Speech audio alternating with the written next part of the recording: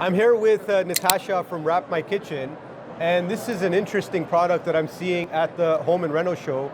Natasha, tell us more about this product. It seems very interesting.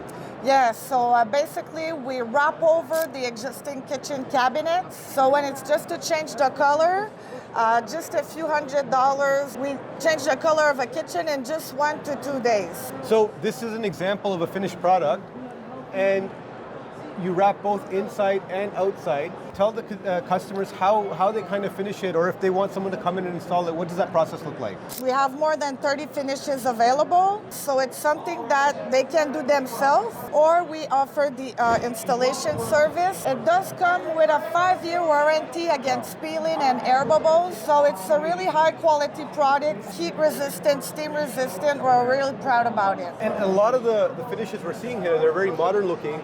Most older kitchens have the indents in the door. Okay. So how do you handle those indents in the door? What do we do about that? Raised panels like these, we go to flat one like these. Still, the idea is to keep all the existing cabinets, so we keep the boxes, we just change the front for, again, a really affordable price. And again, just a few days, we go to a brand new modern kitchen.